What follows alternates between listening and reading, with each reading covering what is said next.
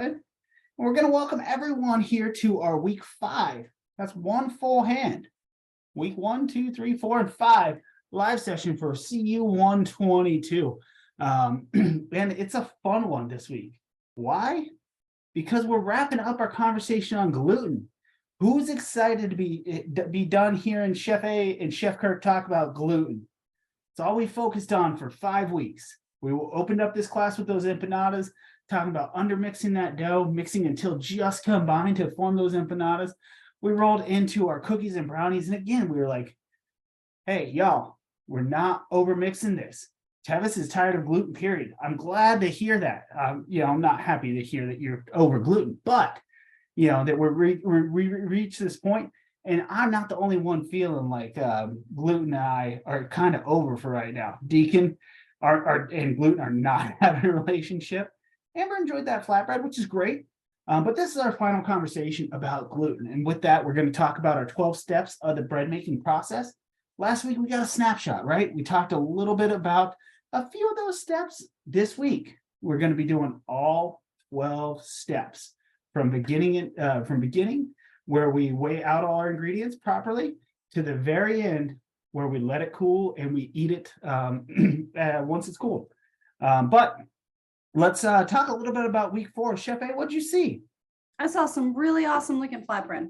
I did. I think the biggest issue I heard from people is that they had a hard time with the gluten window. I just want to remind everybody the reason that you pull that window pane, right, is to check and make sure that you have kneaded enough for gluten development. If you're not able to pull the gluten window, it means you haven't done your job enough, right? And then I also heard from a lot of people that they loved it. They're never ordering pizza again, but that they had to knead for a lot longer than they expected, right? And yeah, it's like definitely like the days that you are making breads, if you're doing it by hand, especially, those are the days that you can skip arm day at the gym, right? And just like get your whole body into it and like work your muscles that way. But I saw some really nice looking stuff. So excellent work from my class. Agreed. First thing I do want to say is with your submissions, please double, triple check to make sure all your photos are present and your narrative's there and unlocked. I'm seeing a lot of resubmissions. Chef, sorry, I forgot my mise en place, or hey, chef, sorry, I forgot my self ID. Sorry, my narrative was unlocked or was locked and you couldn't see it. We're in week 5 now. Well, week 5 of your second class. We should be doing a lot better at that. But as far as production goes, Chef A nailed it. A lot of people did fantastic job there. I saw quite a few people kind of cut that kneading short. So it was together, but it wasn't quite smooth. We didn't develop our gluten fully, and it showed again through that window pane and then the structure of the dough. It was doughy, but there wasn't a lot of tunneling and crunch to it, right? It was just kind of fluffy, which isn't a bad thing. But again, with these assignments, we really want to develop up our gluten and build that structure and that texture of our bread. Christopher, looking to purchase a stand mixer with the dough hook? Absolutely. I recommend it if you're going to find uses for that stand mixer outside of your classwork. There's not going to be a ton of assignments through this program that require or will be benefited from that mixer. So please don't buy a mixer just for the purposes of this course. Be sure to have another use for outside of the course. If you're enjoying bread making and you were like, yes, I absolutely fell in love with this flatbread, just wish it was easier, you might want to look into a stand mixer and absolutely shop around for deals. Amazon, Chef A is a huge Black Friday fan on Amazon. So maybe wait out 6 months until Black Friday rolls around. You could find them on a great deal, or you can buy them refurbed, things like that. They are out there, but again, all of this can be done by hand. As one of my students pointed out, bread's been around for 6,000 plus years. They learned it through the readings of the week and all that, and it was fantastic. They didn't have electricity back then. They didn't have the tools that we have now for the job, right? So they were making it by hand. They didn't even have a scale to properly measure out their ingredients. So it was a lot of guesswork back in the day. Now we've got it down to a little bit of science, and we're able to use our mixer and our tools if we've got them and really develop that gluten fully. So consider yourselves lucky to be living in this day and age where we have all this technology around to make the jobs a bit easier. Any questions about week 4 before we hop into week 5 now? No, but I did just want to bring up something that has to do with a question that was just raised in the chat. Listen, if you don't have a stand mixer, just like Chef Kirk just said, people have been making bread for thousands of years, long before electricity was even invented. I promise you, you can do this week without a mixer. You just remember, like I just said, you need to knead for about twice as long as the recipe says if you're doing it by hand instead of doing it with a mixer. So you don't need one, but you can use one. And then a hand just went up there, Chef. Go ahead, Tahisha. Hi, Chef. I did have a question, and unfortunately, it's about the gluten bread. Gave me a heck of a time. So it didn't. Mine rose a little too high, but it was really, really sticky. And I was wondering if anybody else had that problem. I honestly added a little bit more flour to get it a little more controllable. Is that wrong, or is that acceptable? So stickiness indicates that you haven't kneaded it quite enough to develop enough gluten. So I would instead of adding more flour to dry it out, I would continue to knead and toughen it up a little bit, and it won't be as sticky. And that's with the gluten-free. The other dough didn't give me a problem. It was just the gluten-free bread. I thought you said you were talking about the one with. No, the regular dough came out wonderful. The gluten gave me heck. Well, the gluten-free flatbread was only supposed to be made if you had a gluten allergy. Yeah. Okay. But and it is a wet and sticky dough. You kind of mold it into shape instead of folding it or rolling it. It's not Okay, awesome. Thank you. Yep. And because it's gluten-free, it doesn't have gluten in there to really hold everything together. So there's different agents in there, like the xanthan gum, which will be a bit stickier. It's not that it can't be done, that it's just a bit more difficult to get that gluten-free together, which is oftentimes why you see an upcharge at restaurants when you get gluten-free items. A, they cost a bit more, and B, there's a lot of times when they're just more of a pain in the butt to work with. So your labor goes up a little bit, so you have to kind of pass that cost on to the consumer there in terms of that to, you know, ensure that gluten-free is in fact gluten-free and handled appropriately.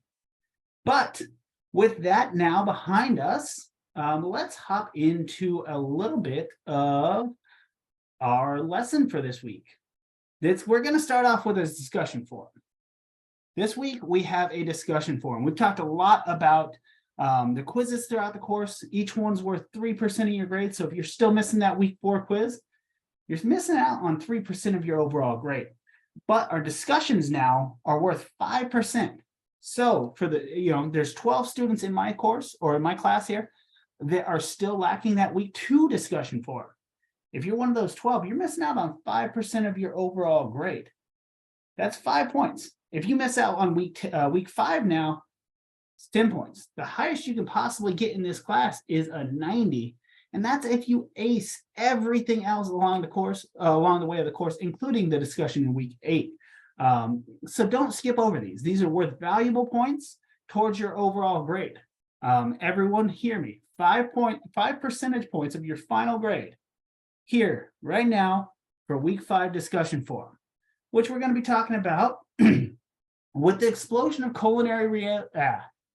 I cannot read. With the explosion of culinary related reality shows, it is not uncommon during cooking competition series to hear a chef state, "I'm not a baker," when it comes to baking challenges. So first, we need to identify why it's crucial for culinary chefs to have baking and pastry skills in a real-world food service industry. Why does it matter what you're learning right now over these few weeks here in this course? How is this applicable to the real-world industry? Then follow that up with, what are your strongest baking skills? What are you the strongest at baking? Some of y'all might be just getting into it, but feel good about those cookies. That's quite all right. Talk about what you feel good about and what you feel strong about in terms of your skill set. Then what baking skills need the most development and why? What did you feel like you just kind of are meh at? Or what did you feel like you really did not do well at? That's okay, but explain it up with a why as well. because we all start somewhere, right? We've got to be able to grow from that, but understanding where we're at is half that battle. Then, of course, we're looking for you to respond to two of your peers, one of them who has similar baking strengths. So if Chef A posted in my forum and said, you know what, I rock at quick breads. I'm really good at undermixing stuff. I can relate to her. I'm pretty good at quick breads as well. And so I can respond to her. And then your second response should be to a individual who has similar baking weaknesses. So if for some reason Chef A sat there and said, you know, I struggle with gluten development, which she doesn't. She's fantastic at making yeasted doughs. I could respond to her and say, you know what? Me too. I'm not the best at that. Here is why. And this is my plan for improvement. Within those responses to the peers with their weaknesses, try and build each other up a little bit. Talk to each other and put a plan in place to improve upon your skills, right? So that is our discussion forum. Again, worth 5 percentage points. Remember that if you just say, hey, Chef A, I agree, you will not be receiving any credit for responses. Go ahead, Chef A. Yeah, also when it's asking you what baking skill do you need to work on, we want to hear about an actual skill. This is not the time to talk about how you don't have enough patience to wait for things to finish baking. In the real world, you're not standing around waiting for things to bake. You're doing something else. And I would hope even at home that you plan your time so that you're doing something else while you put something in the oven that needs to be in the oven for an hour, or while you need to wait for something to double in size. Hopefully, you're not just sitting around twiddling your thumbs, but you have something else that you could do with your time, right? So we want to hear about an actual baking skill that you feel that you need to work on, not like your personal self-growth. As far as I need to be more patient. So be specific, okay? And on the same note as that, we in the past we've seen people say, my strength is mise en place. Not a baking skill, right? You should be able to set yourself up well for success, whether it's culinary, pastry, whatever it should be. Think of specific baking skills that we've learned here. Maybe it's the creaming method. Maybe it's the muffin method. Maybe it's the biscuit method. Things like that. You can either be your strength or your weakness, but we really want to hear from you on this discussion forum. And again, build up your peers as well. Some of y'all are going to have the same weakness in it, believe it or not. Some of y'all are going to be like, gluten development was awful for me. I did not do well at that.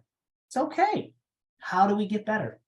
It's from our peers around us, encouragement, and putting a game plan in place. Chef A and I can both attest to we wouldn't be here where we are now without encouragement from our peers and our chefs that we've worked with along the way. That's how we've learned. That's how we've grown to be where we're at now, is by taking some feedback, improving, putting game plans in place. So that's kind of what this discussion forum is about. Any questions about the discussion forum before we move on to our actual lesson plan for the evening?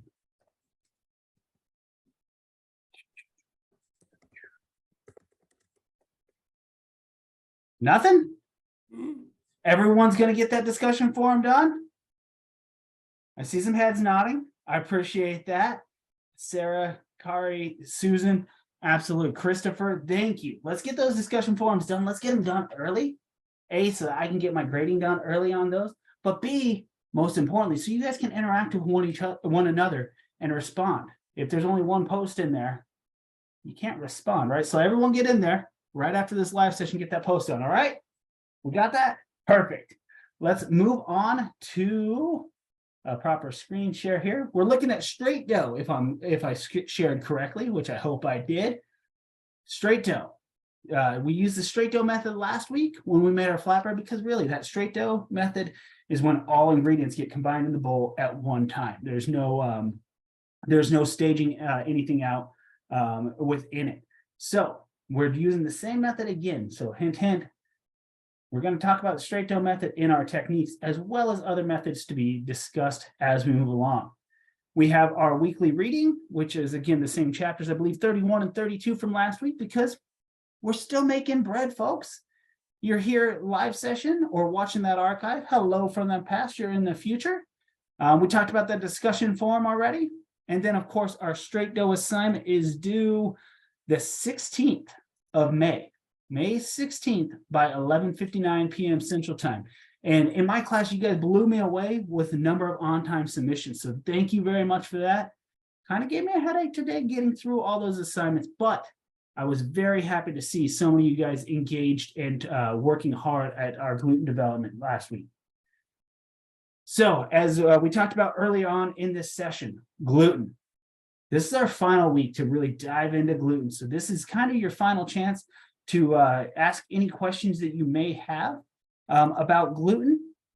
Not saying you couldn't message us in the classroom about gluten, but live in person, this is our final chance to talk about gluten and really answer any of those remaining questions that we have not addressed over the past 5 weeks. What is it? It's a protein that's found in all those wheat flours we've got, whether it's AP, whether it's pastry, whether it's cake, whether it's bread flour, gluten's present. The only time it's not is in those substitute flours like gluten-free flour, almond flour, things like that. It's super stretchy like we saw last week. And as we discussed earlier, if it's not stretchy, we haven't developed that gluten through that kneading process, right? So we want it to be stretchy.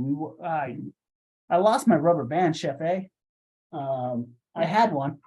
It's the same one from last week. Either way, it's here somewhere. I'll find that when we're on a little bit of a break. But it's stretchy. You stretch out that rubber band, it comes back together, right? That's the same thing with gluten. How are we going to control it? We spent a lot of time back in week 3 talking about our choice of flour.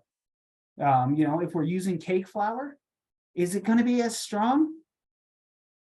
Probably not, because there's not as much protein content, right? There's not as much gluten content within that flour itself. If we use bread flour like we should be for this week, it should be stronger, right? We should be able to build up more gluten within that. If we're including fat in our recipes, remember back in weeks 1, 2, and 3, there was always some sort of fat involved, right? Whether it was butter, whether it was lard or shortening, there was fat in there. And that was to shorten up our gluten strands. If you notice in week 4 with that flatbread, we didn't have any fat involved. So we really wanted that gluten to be strong. We wanted it to be at its full capacity from developing it. With that fat, it snips it in half and cuts down that gluten there. So it's not as strong. It's not as prevalent as it should be. So if I took my rubber band here and cut it in half, you notice I cut it in half, right? Half.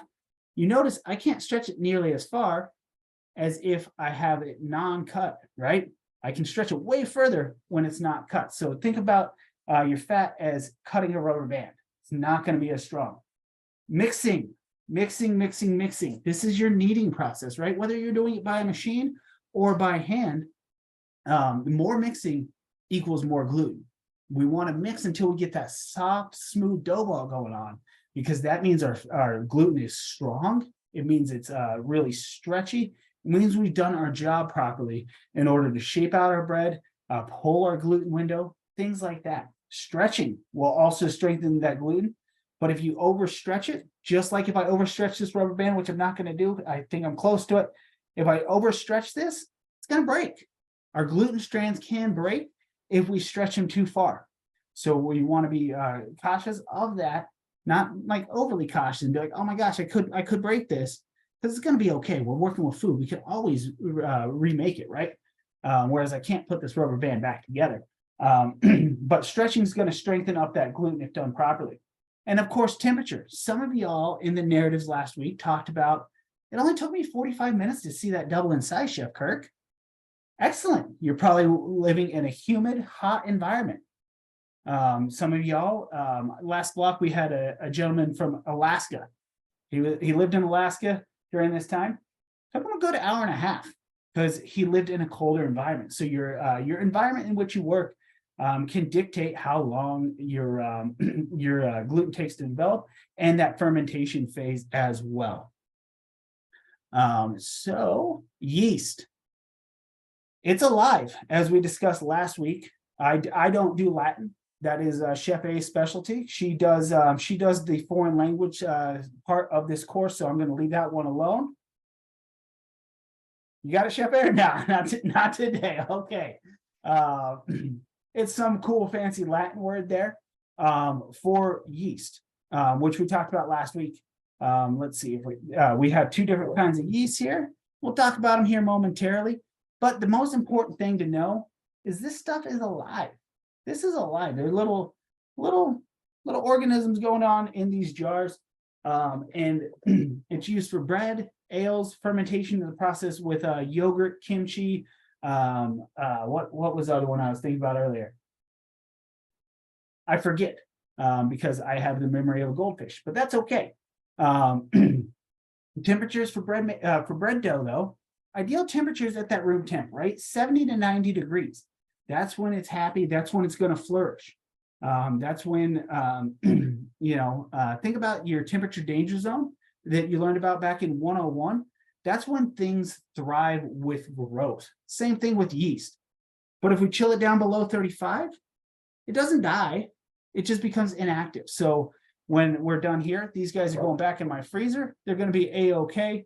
Because they're just going night-night for a little bit until the weekend when I play with them a little bit more. Above 140 though, if I put these in my oven for whatever reason for storage, and turn that oven on, it's going to kill them off instantly once it gets above 140 degrees. Again, that oven spring, they do their happy dance and like whoo, they blow up a little bit because they're super happy. And then unfortunately, they reach their timely demise and the heat of the oven kills them off.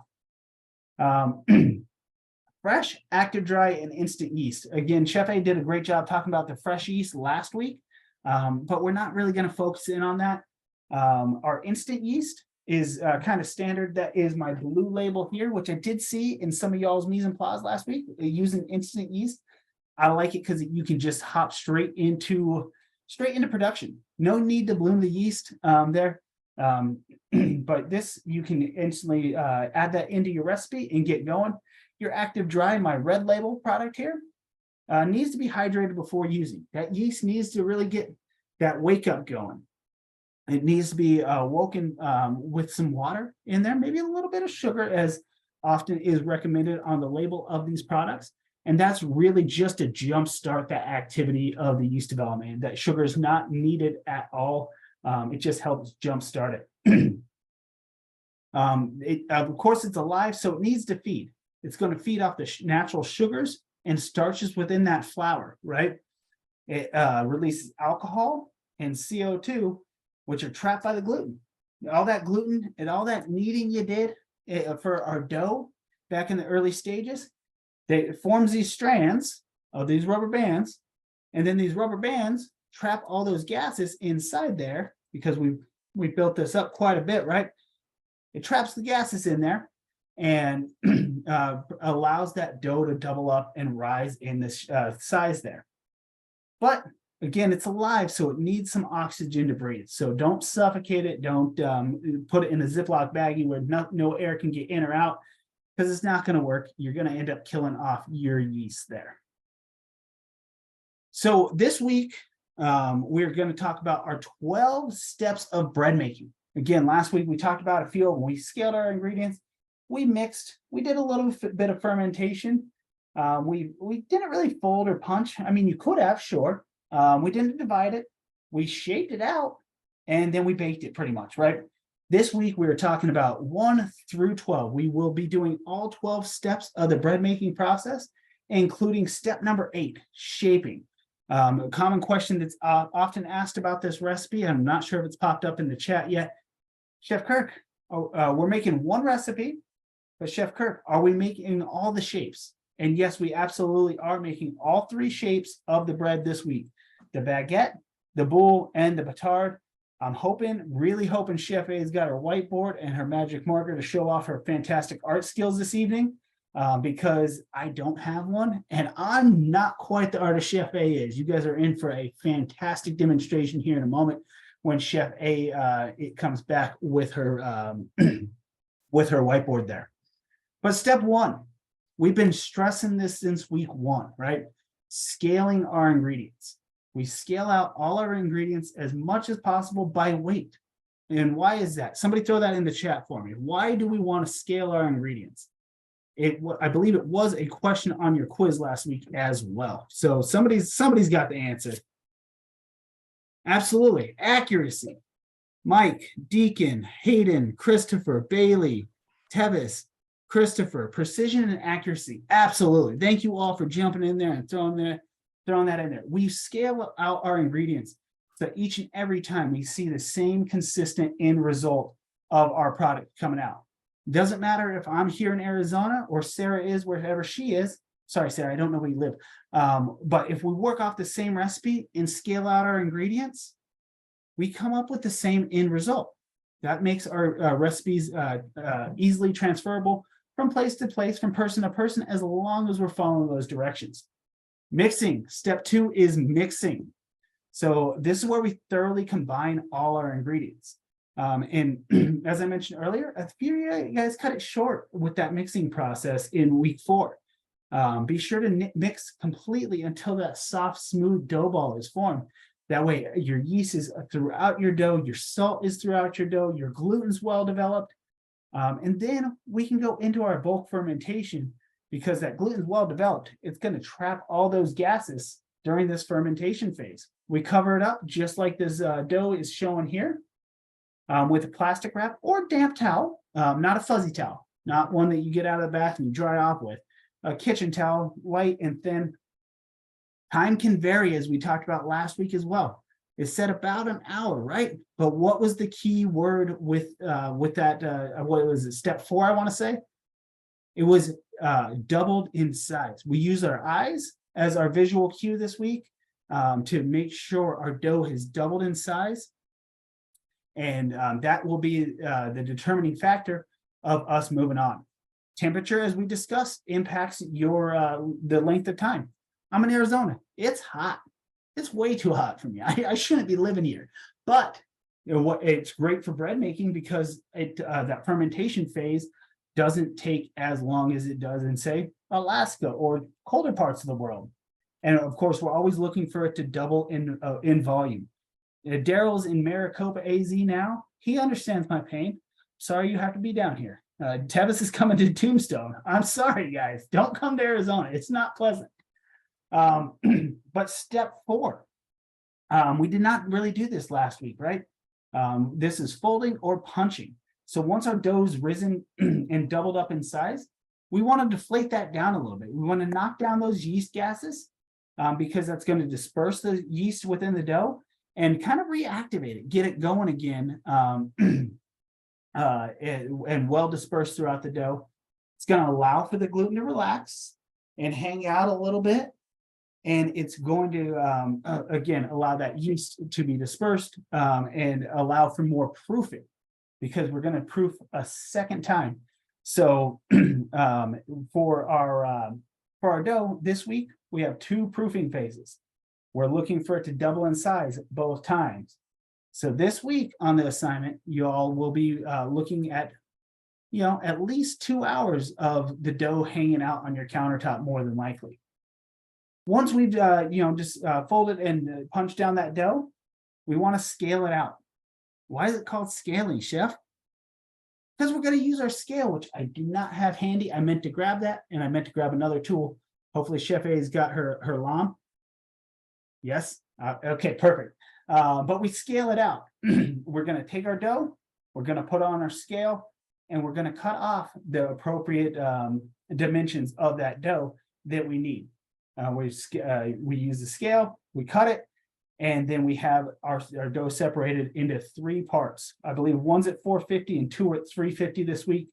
That is our scaling step. It's called scaling because we portion it out using somebody in the chat. We portion it out using our Mike, scale, Carrie, Daryl, Scott, Hayden, Tevis, absolutely. It's called scaling because we use our scale. We've been heavily focused on our scale since week 1.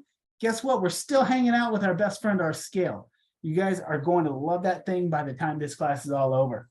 Once we have it scaled out, what do we need to do? We can't just have this blob of dough hanging out on our countertop, right? We got to pre-shape it. We got to work that gluten a little bit more and get it into a rounded dough ball that's featured here. This is going to help give our dough a better structure and again, disperse that yeast a little bit more to give better rise to our finished product. We are halfway through our steps of baking here. So step 7, this is probably the easiest and best step of them all, benching. Once we have our pre-shaped dough, we'll put it on our countertop and we'll let it hang out. You need a break, it needs a break.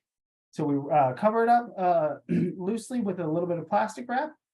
Really, we just want it to hang out for about 15-20 minutes to relax that gluten so it's easier to work with moving forward within the process. The big thing here is allowing that gluten to relax.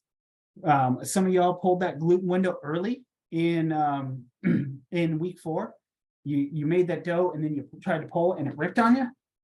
That gluten wasn't relaxed. It wasn't hanging out chilling. So again, remember, before really working with our gluten, we always have to let it relax so it's nice and stretchy and malleable. So the important thing about it being relaxed is heading into step 8. We need to shape out our dough here. We're looking for 3 different shapes, and Chef A is back with her whiteboard. So Chef A, you want to talk about our 3 shapes this week? You are muted, so please talk about our shapes. So first, I'm going to unmute myself, and then we're going to talk about our 3 different shapes. So I'm very old school as a teacher. Here's a whiteboard. This is a baguette. And this is how you should put your baguette on your baking sheet. So we recommend for this assignment that you either have 2 baking sheets or you do this in 2 stages, right? You can scale your dough and you can put the other 2 in the fridge for a little while and work on your baguette, and then take the others out and let them come up to the right temperature. But this is the shape of a baguette. A baguette should resemble a matchstick, right? That is what the shape is based off of historically. When you go to shape your other 2 of them, a boule is literally, it means ball. B-O-U-L-E is the French word. It means ball. So when you're pre-shaping it, you're kind of already shaping it into a boule anyway. To shape a boule, I'm going to draw a big round circle. That is your boule, right? You're going to want to proof this on a separate baking sheet, not with the baguette. The boule and the batard can go on one, and the baguette is the longest one. You need to do it on a diagonal, so do it on a separate baking sheet. The batard looks almost like somebody deflated a football, right? Imagine you've got 2 triangles and their butts meet up, right? So like you've got a triangular shape like this and their butts are going to bang into each other. So your batard is going to be widest in the middle. I'd grab the Sharpie that's kind of dying on me, Chef Kirk. And widest in the middle and slightly tapered on the ends. You can see how much fatter the batard is than its friend, the baguette. So please do not just make a bigger batard and be like, look, I made a baguette. A baguette is long and thin like a matchstick.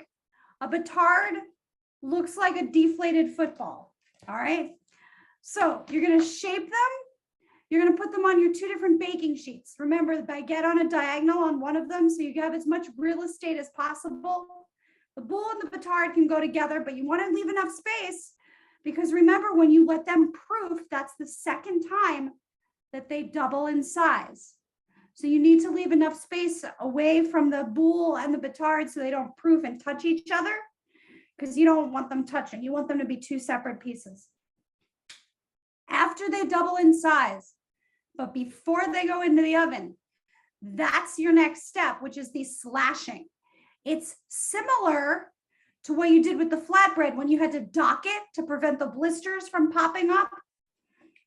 Historically, the slash was indication of two things. Number one, what type of bread is it? And number two, who is the baker or the boulanger? Oh, fancy French word for one who bakes bread. Look at me, Chef Kirk, using French and saying it wrong, right? But the boulanger would be the person who ran the boulangerie, which is a bakery, right? And each boulanger would have his or her own mark, kind of like the slash of Zorro would do the Z, right? And that was like, hey, this person made this type of bread. And different boulangers would specialize in different types of bread. So you do not, again, we like to tell you about interesting equipment, but you do not need to go out and buy one. You can also use a razor blade. And I don't mean the one you shave your legs with. I mean the one like you have in a box cutter, right? That you would open an Amazon package with. But this, we call this a lame, right? And you can see it's a slightly curved razor blade. Right, I have one, Chef Kirk has one also that used to be my mom's. Right, I sent it to him as a gift when I was cleaning out my mom's kitchen. Right, but so this is what you can use. But again, if not, just get one of those razor blades, right? You can use your chef's knife if it is super sharp. Make sure that you have sharpened your knife though before you use it. And you're going to do slashes, and there are specific slashes for each type of bread. So for your bowl, your big circle, you want to make a big cross, a big X. All right.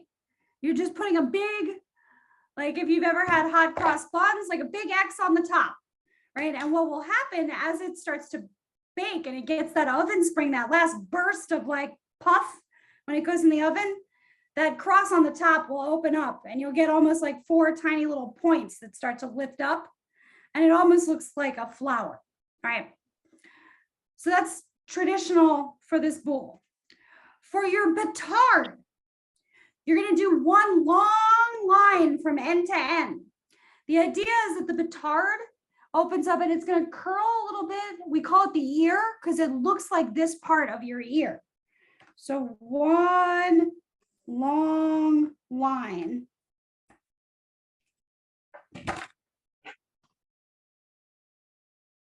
Like that. All right, one long line all the way from one end. My finger's going in the wrong direction to the other end, okay? And you need to go deep enough with your blade or your lame or your knife, at least a 1/2 inch to 3/4 inch deep. You need to get in under the skin. You need to go into the muscle of the bread like you're a surgeon. Have fun with it. The last one is the baguette. Traditionally, 3 to 5 slashes on a long diagonal. So you are not trying to take your knife, right? I want to make sure I show this the right way. You're not trying to take your knife and go like this. We do not want to see that, all right? Let me erase the extra stuff so it's clear what's going on here. I'm like Picasso with my whiteboard. Okay. So you've got your beautiful baguette. Okay? Lovely baguette. And you're going to go long diagonal. So you're going to start, I like 3 all the way up at the edge, at the point, and you're going to come about 1/3 of the way down. You're going to start about 1/3 of the way and a long diagonal about 2/3 of the way down, and then start 2/3 and go all the way to the point. And then you've got your 3 slashes. If you prefer, you could do 5. Stick with even numbers. Like I got blurry there. Nope, still blurry. You're just gonna be blurry. There we go. I think it just fixed itself. Ta-da! So that's how you shape. Then you let it double in size. Remember, food doesn't tell time. You've got to use your eyes on this one. And then you're going to slash it. Make sure you go deep enough You do the 3 different types of slashes depending on which type of bread it is, and then it goes right into the oven. And now I think that's all my show and tell. Take it away, Chef Kirk. I appreciate your show and tell. And as I threw in the chat, who would have thought in culinary school, y'all would be learning foreign languages and some art skills? And then somebody also threw in there, Sarah threw in there nursing school as well, thinking of like a surgeon. And some of y'all are a little nervous about that shaping. Let me kind of put it at ease. The chef in the demo video does a fantastic job. And then tomorrow, Chef Carla is once again in the kitchen doing the demonstration. So you guys are going to see hands-on, firsthand, how that shaping is done. And it can be intimidating at first. I'm not going to lie to you. It can be a little bit like nerve-wracking there, but don't let it be, because we all have to start somewhere, right? I really, really wish I had my first shaping photos to show you all, and then you all could point at me and laugh and be like, Chef Kirk doesn't know how to shape bread. It's okay, because it's going to take practice. It's going to take time to develop those skills. And again, this week, we're not looking for perfection. We're not looking for that perfect baguette that we can take to the local farmers market and sell right now. We want to see that effort, and we want to see I can't think of the word right now. Starts with another P. Dang it. I lost my train of thought. Chef A. I forget I don't know what word you were going for. We're not looking for perfection. We're looking for the attempt. The attempt. Yeah. Sure. We'll go with that, because I definitely lost it a little bit there. But we want to see you guys actually give a try. Right? We want to see you try that baguette. We want to see that boule. We want to see that batard. We're not looking for perfection out of the gate, right? We're looking for progression. We're looking for progression. We're looking for you to understand where and how we could have done better. And that's okay. We all have our shortcomings. Bread, personally, is one of mine. That's why, one of my goals for this year was to learn more about bread and bake different kinds of breads and rolls and stuff like that. That's why a couple weeks ago, you heard me talking about how I made a dummy mistake and didn't use my dough hook. I used my paddle trying to make bread, and it didn't work out so well. It didn't work out at all. Let's be honest with ourselves here. But it was about progressing my skill set personally, just for fun, right? So again, progression, not perfection. Back into our screen share here. I did pull up our batard. This is what a batard looks like. It's like the Chef A said, kind of a deflated football looking thing, kind of weird looking, but the big thing is it should not look like a baguette, and your baguette should not look like a batard.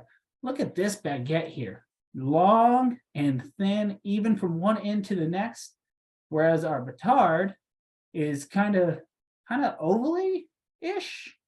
Weird. Go back one screen. This one? Yeah, no, the other one, not the baguette page. So this top corner photo is what theirs should look like after it's baked. All the way up at the right, or left rather, top left. Yeah. There you go. That's the ear. That's right there. So that's the cut they're doing for their batards this week. Yeah, so, and that's with a lom or a razor blade or a sharpened chef's knife. But again, as you can see through Google Photos, they're vastly different. So don't put up 2 loaves of bread there and be like, this is my baguette, and this is my batard, and they look the same, because they certainly are not. So we covered step 8 here with shaping. Chef A did a fantastic job. And again, you guys will learn more about the shaping through that demo in the interactive recipe book, as well as Chef Carla tomorrow. And then as Chef A talked about briefly, they need to proof once again. So after we've shaped them, we need to let that yeast do its thing one more time. It's double acting. It has magic. It proofed initially. We punched it down. We shaped it out. And now it's going to proof again. It's going to rise to the occasion one more time, doubled up in size there. And that's leads into step 10, baking, where Chef A talked about the slashing right before the baking process, right?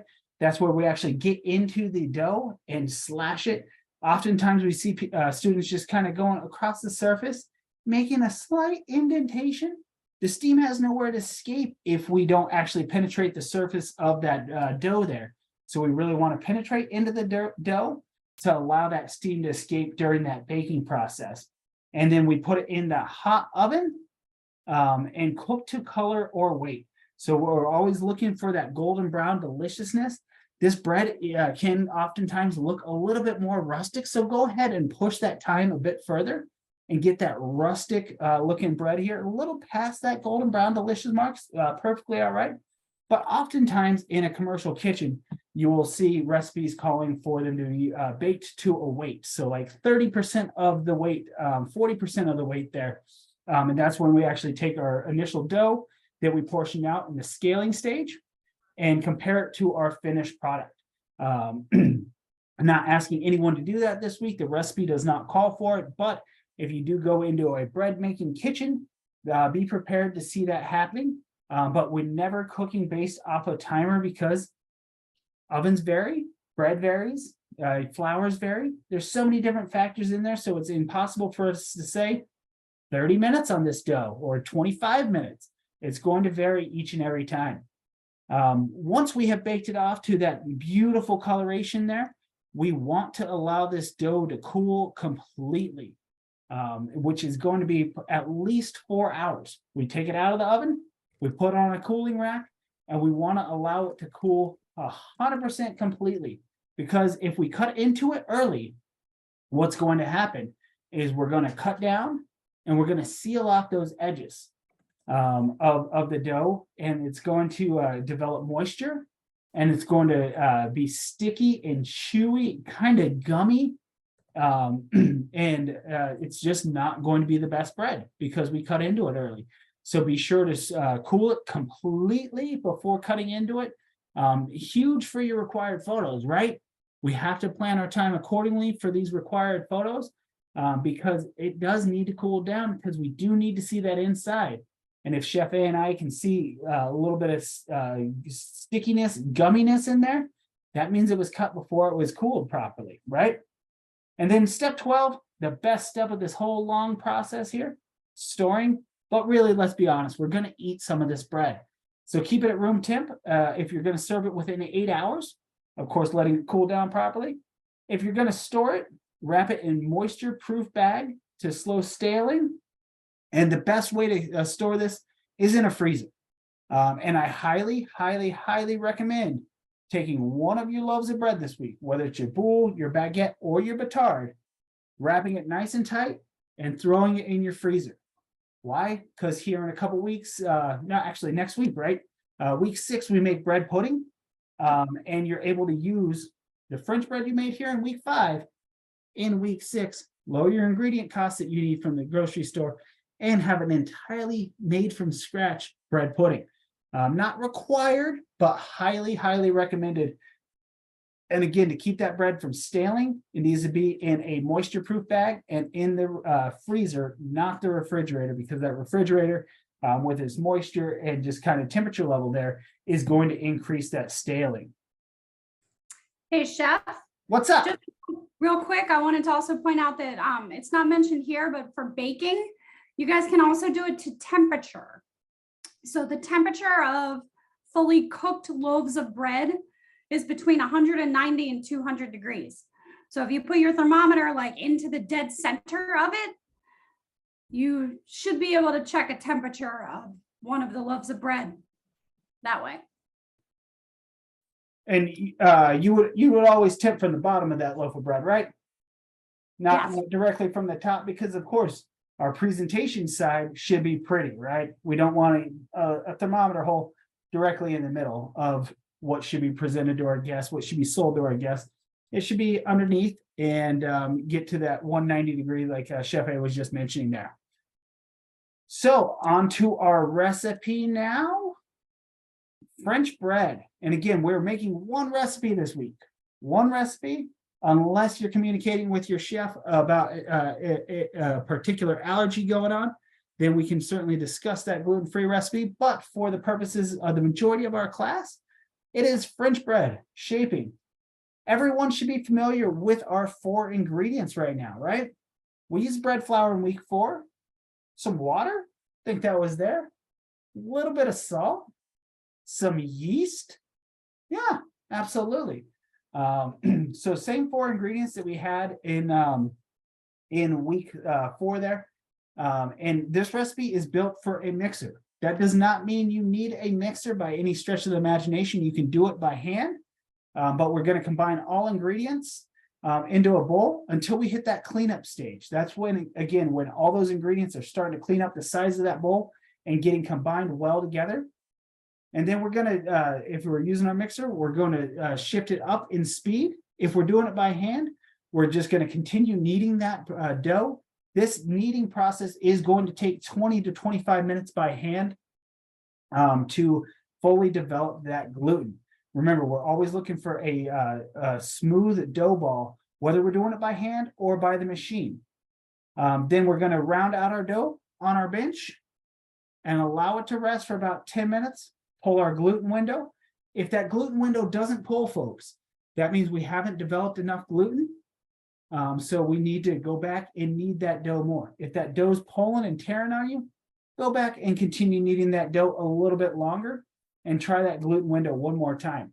Once you get that gluten window fully formed, we double it in size. Again, about an hour. My kitchen, 45 minutes. Chef A's kitchen, hour and 10 maybe, right? It's going to vary. Once we have it doubled in size, we enter our scaling process. So we're going to have 3 different balls of dough coming out of this. 1 at 350 grams and 2 at 450. So I misspoke earlier when I said 1 at 450 and 2 at 350. But follow the recipe here, 350 and 2 at 450. And that's going to be our scaling step. Next, we pre-shape those rounds.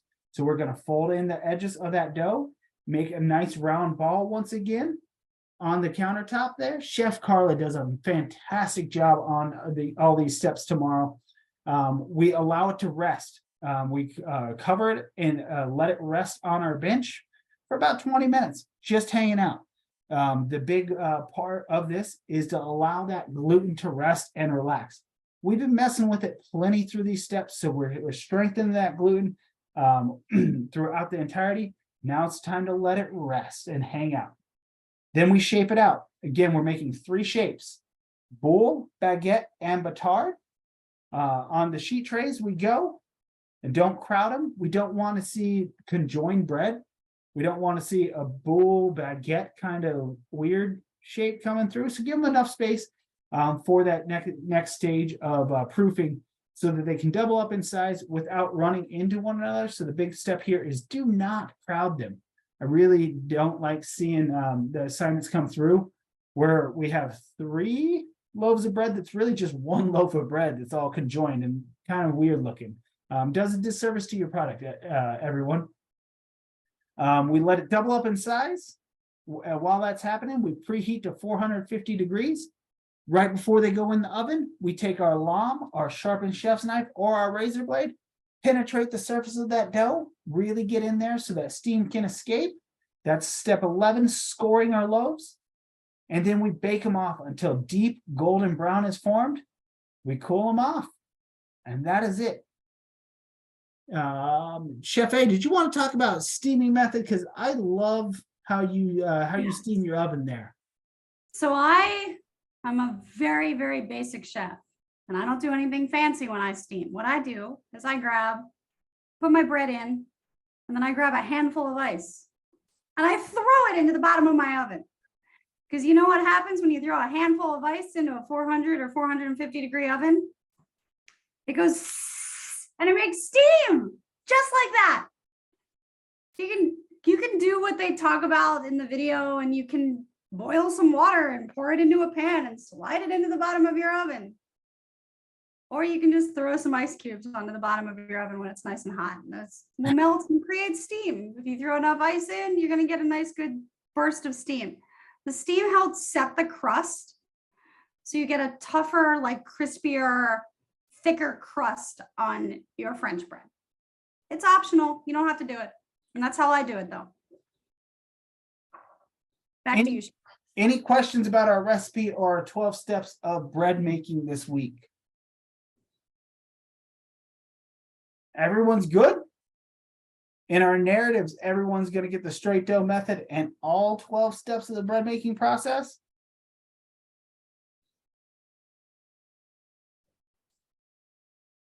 Sarah's nodding her head yes.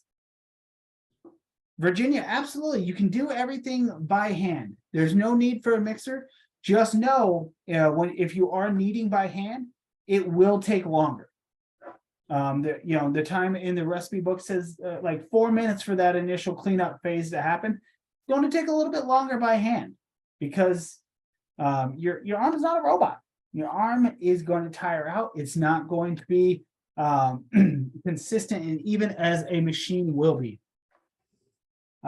Flavor wheel. You're making one recipe, so you only need one section. Does not need to be doesn't need to be the baguette, the batard, and the boule. Because let's be honest, it's one recipe, so they all three should taste, feel, and smell the same. Bread is If they don't, that's very suspicious. Absolutely. Bread is kind of bland. I mean, really immerse yourself in that flavor wheel. Explore some of those definitions of those words on there. Yeast has a lot of different smells and flavors that can come out of it, especially during that fermentation process. That's part of the fermentation process itself, is adding a little bit of flavor into that bread.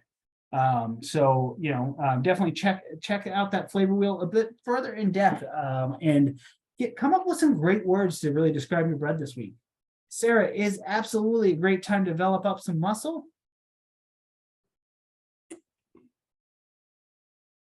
No, the ice at the bottom of the stove does not make the caked up stuff easier to clean up afterwards, unfortunately. Sorry.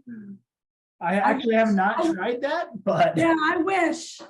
I just set mine to like 500 and let it bake off.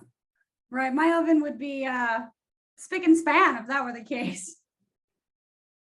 For the lamb or razor blade, I got a question if we are using razor blade or. It doesn't matter, Mike. It needs to just be sharp enough to go 1 inch to 3/4 of an inch into the bread. So whatever shape you like. The key when you guys are slashing is go quick. Get the blade in and pull quick. Don't be jerky about it because it will pull and tear on your bread and your bread will look like you had like a shaking hand. Tahisha, go ahead. Sorry, it's kind of hard for me to type. Okay, so my question was with the breads, it's just what was my question now? I'm sorry. We put the ice in there to make the top crust over a little harder, like in the bakery, and what was that tool that you had called? It's called a lame, but it's spelled lame, L-A-M-E, but it's pronounced bomb because it's French fancy. Okay. And I can probably find it on Amazon. Yep, you can find them on Amazon for like under $10. Oh, I'm sorry, for how much? Under $10. Okay, I don't need it. Okay, so and then we just throw the ice in there to make it steam. Yes. Okay, all right, awesome. Thank you, Chef. You're welcome.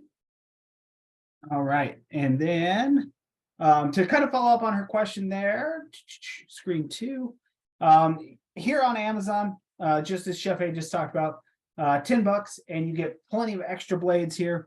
Again, not saying you absolutely have to go out and buy one of these, but if you enjoy bread making, it's a fun tool to get involved in. It does take a little bit of practice to get comfortable with, but again, if you're really going to dedicate some of your time and your professional skills into bread making, not a bad tool to have in your toolkit.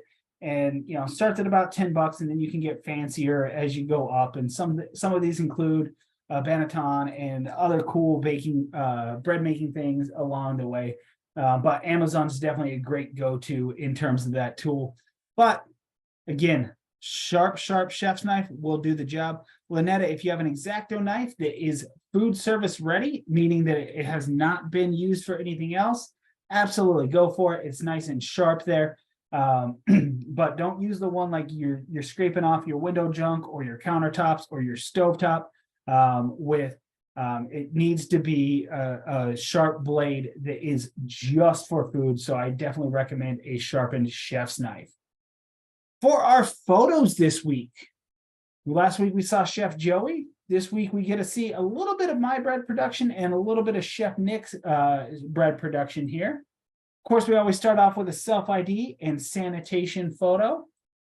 We talk about mise en place, water, flour, salt, and yeast, 4 ingredients, just like last week, but the quantities are different because we're making a different kind of bread, right? Through that cleanup phase, we see that bowl here is cleaned up. None of those ingredients are clinging onto the side. They're all kind of wrapped around this dough hook here.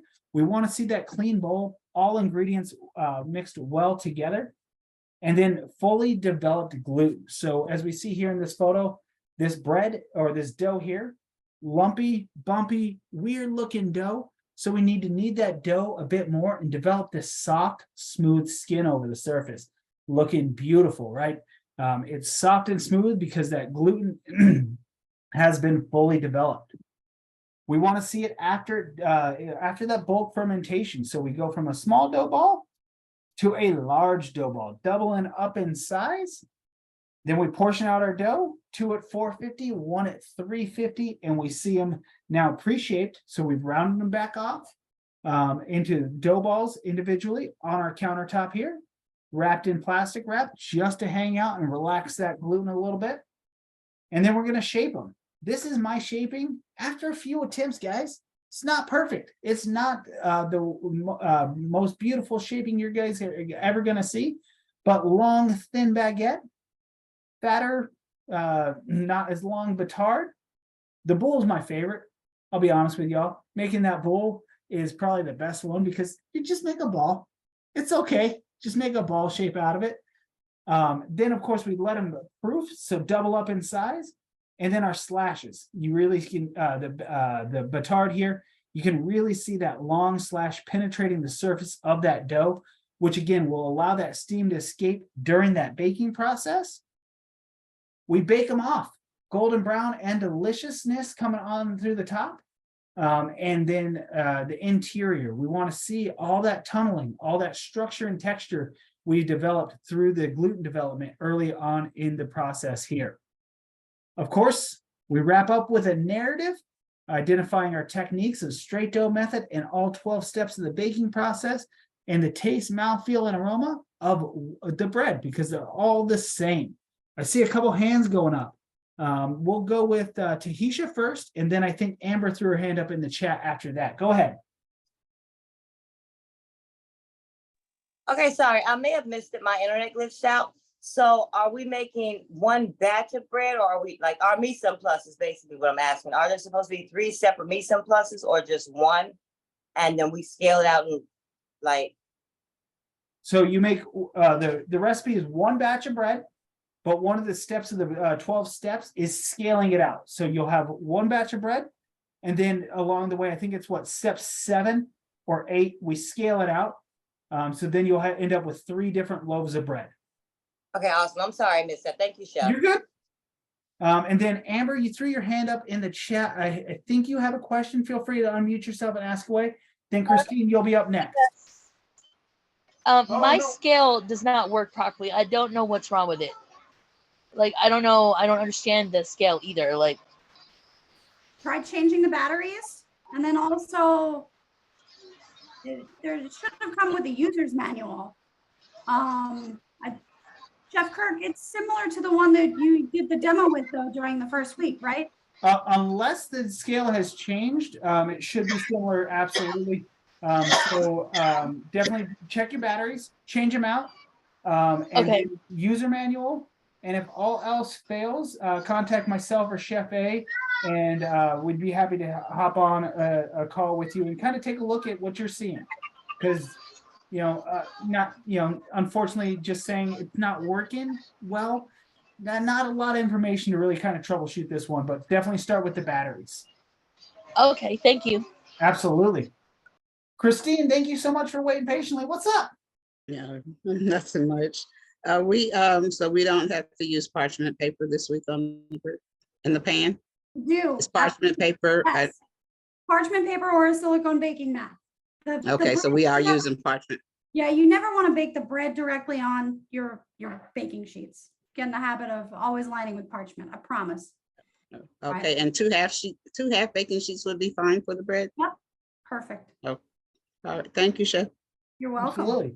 To kind of follow up along with that, like, let's say we haven't been using parchment paper at all in this course, right?